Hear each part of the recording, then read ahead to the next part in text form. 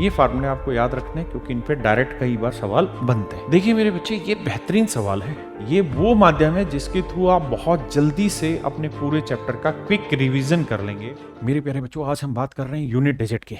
मेरे दोस्तों, unit digit सीखने के लिए आपको पहले कुछ फार्मूले याद रखने चाहिए जो पेपर में आते हैं, जैसे sum of first n natural number, पहली n प्राकृतिक संख्याओं के वर्गों का योग, पहली n प्राकृतिक संख्याओं के घनों का योग। मेरे दोस्तों, दो फार्मूले और, पहली n विषम संख्याओं का योग और मेरे बच्चे पहली n सम संख्याओं का योग, sum of first n even number. ये फार्मूले आपको याद रखने हैं क्योंकि इन पे डायरेक्ट कई बार सवाल बनते हैं। मेरे दोस्त, क्विक रिवीजन की सीरीज में हम यूनिट डिजिट निकालना सीख रहे हैं। तो यूनिट डिजिट के लिए यूनिट टू यूनिट कंपेयर करना है। जैसे 5 को 9 से मल्टीप्लाई किया 45 5 आया, फिर 5 को 1 से मल्टीप्लाई किया 5 आया, यानी इसको इससे तो मेरे बच्चे इकाई अंक 5। मेरे दोस्त, एक बात और भी ध्यान रखिए, अगर किसी नंबर का इकाई अंक 0 हो, 1 हो, 5 हो या 6 हो, और इनकी आप जो मर्जी पावर रखिए, 0 1 5 या 6, इनकी जो मर्जी पावर रखिए, इनका यूनिट डिजिट कभी नहीं बदलता। अगर कोई नंबर है और इकाई का अंक 0 है, इसकी आप पावर कुछ भी रखेंगे तो इसका यूनिट डिजिट 0 ही रहेगा, इधर 1 ही रहेगा, इधर का 5, इधर का 6। ये ऐसे नंबर हैं जिनका यूनिट डिजिट कभी नहीं बदलता। जैसे इस सवाल में ये मेरे दोस्तों, यहाँ क्या लिखा हुआ है 5, इससे मतलब नहीं होता ये 5, तो 5 की आप जो मर्जी पावर रखिए, यूनिट डिजिट क्या रहेगा 5। देखिए दोस्तों, 5 की आप जो मर्जी पावर करेंगे मेरे प्यारे बच्चों, यूनिट डिजिट क्या रह जाएगा 5। 6 की आप जो मर्जी पावर रखेंगे, यूनिट डिजिट क्या रह जाएगा 6। और 5 को जब 6 से गुना करेंगे, इकाई का अंक 0, और 0 को किसी भी इकाई का अंक से गुना करेंगे तो आखिरी अंक मेरे प्यारे बच्चों क्या बनेगा 0। मेरे प्यारे बच्चों, 4 और 9 ये ऐसे दो नंबर हैं जिनकी इवन और ओड पावर पे यूनिट डिजिट बदलते हैं।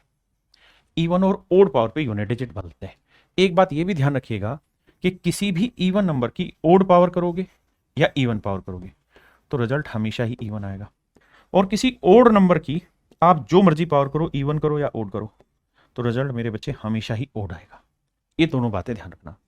4 और 9 के केस में इवन ओड देखते हैं। जैसे मान लो 4 की पावर 16 है तो इवन नंबर है, तो 4 की पावर 2 रख लो, 4 की पावर 2 16, यूनिट डिजिट 6।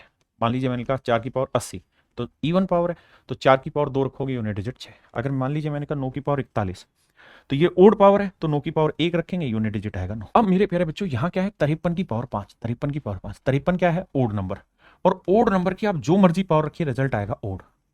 और अगर रिजल्ट ओड आएगा तो इसका मतलब यूनिट डिजिट है 9, और इसकी 53 की पावर 5 है तो इसकी पावर 16 होकर ओड नंबर बनी, और 9 की पावर ओड है तो इकाई के अंक के लिए क्या करिए, 9 की पावर 1 रख लीजिए, तो यूनिट डिजिट आएगा 9। ये आंसर। देखो मेरे भाई, यहाँ है 4, अब ये है 64 की पावर 64। ये बताओ 64 की पावर 64, 64 रेज़ टू पावर 64, ये क्या है मेरे बच्चे इवन नंबर। इवन की आप जो मर्जी पावर रखिए, रिजल्ट इवन आएगा, यानी यहाँ जो मर्जी पावर रखिए इवन आएगा। तो 4 की इवन पावर लेंगे तो यूनिट डिजिट निकालने के लिए क्या करो, 4 की पावर 2 करोगे 16, यूनिट डिजिट है 6। देखिए मेरे दोस्तों, यहां 4 है, आप जानते हैं अगर यूनिट डिजिट 4 है तो इवन ओड चेक करते हैं। अब 53 की power 53 raise to power 52 raise to power 51। अब आप ये जानते हैं कि 53 क्या है ओड नंबर, तो ओड नंबर की आप जो मर्जी पावर रखिए, रिजल्ट ओड ही आएगा। और अगर ये पूरा पावर सोल्व होकर ओड ही रिजल्ट देगा तो 4 की ओड पावर पे यूनिट डिजिट क्या होगा, अपनी तरफ से 4 की पावर 1 रख लीजिए क्योंकि 1 ओड है, तो यूनिट डिजिट 4। मेरे दोस्तों, 0 से लेकर 9 तक के किसी भी यूनिट डिजिट में आप जानते हैं हर 4 पावर के बाद यूनिट डिजिट का साइकिल घूमता है। तो एक आसान तरीका ये कि कोई भी क्वेश्चन हो, जो भी पावर हो, उसे 4 से भाग दीजिए।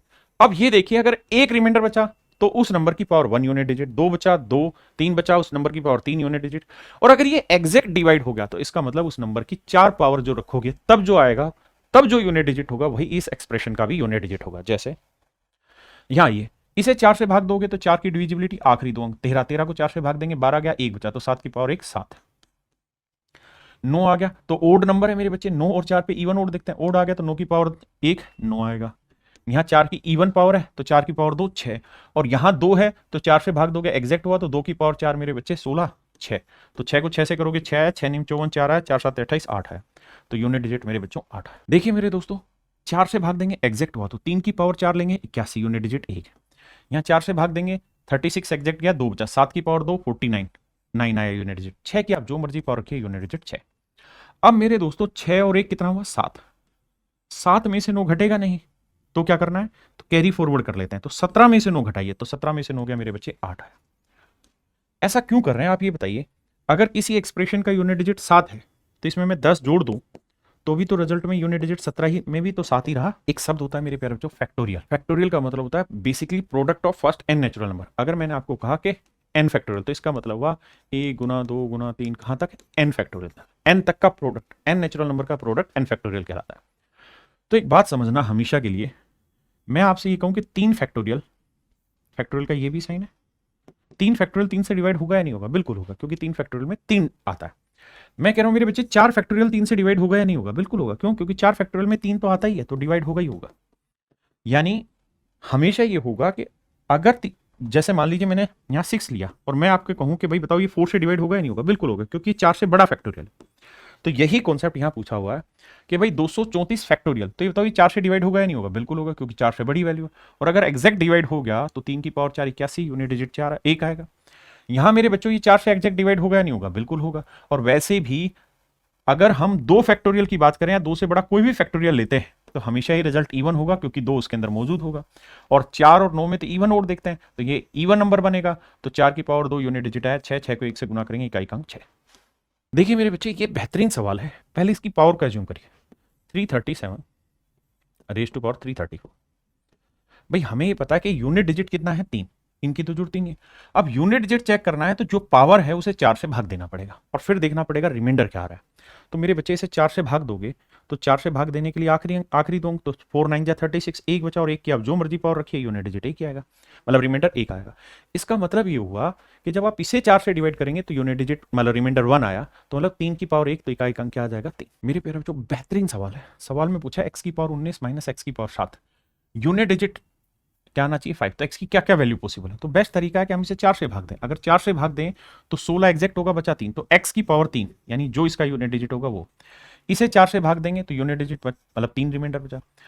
अब आपने एक चीज देखी कि सर यूनिट डिजिट निकालने के लिए जो पावर है उसे 4 से भाग देंगे ताकि एग्जैक्ट साइकिल पता चल जाए और कितनी पावर बची। तो यहां भी साइकिल करने के बाद 3 पावर बची, यहां पे भी 3, तो जो यूनिट डिजिट यहां होगा वही यूनिट डिजिट यहां होगा। और दोनों जगह अगर यूनिट डिजिट सेम है तो रिजल्ट का भी यूनिट डिजिट 0 होगा, क्योंकि सेम में से सेम घटाएंगे।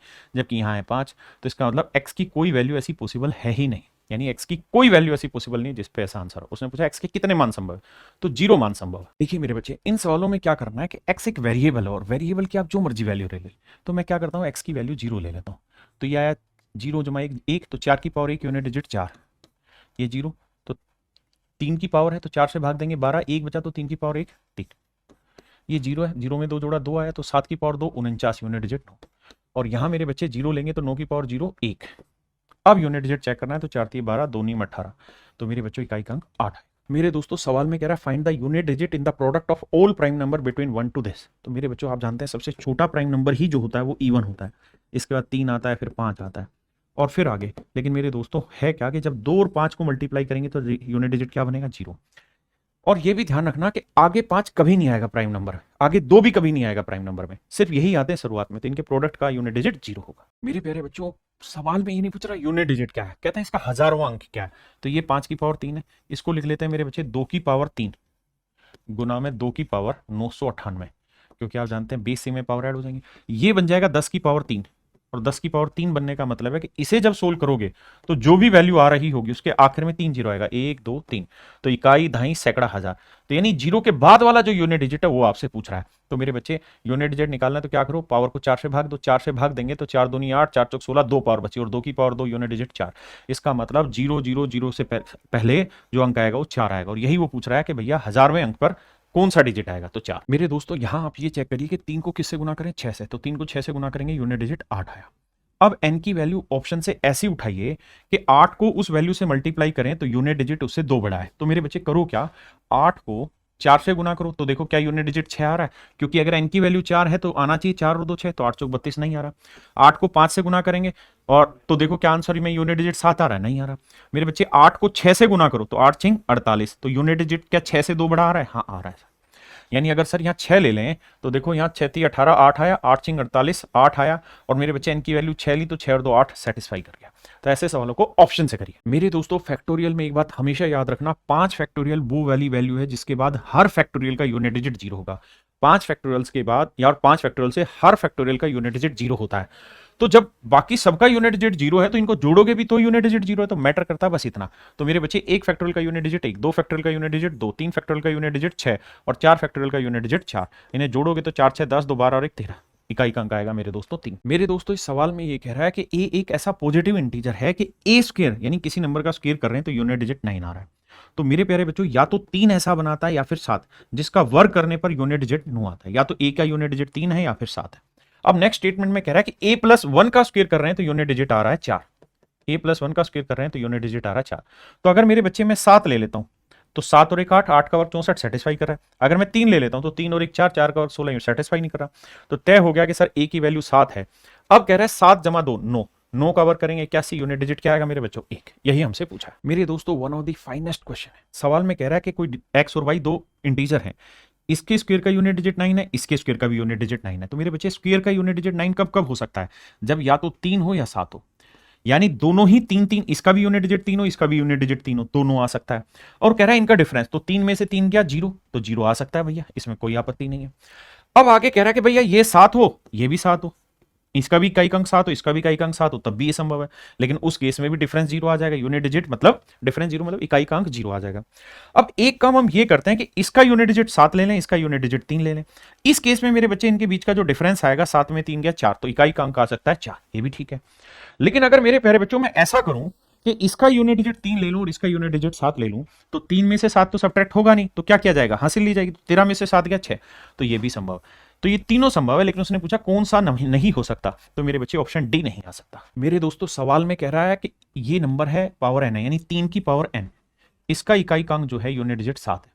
तो मेरे बच्चे नेचुरल है n की वैल्यू क्या लें, 3 लें, क्योंकि 3 की पावर 3 होता है 27, यूनिट डिजिट 7 आ गया।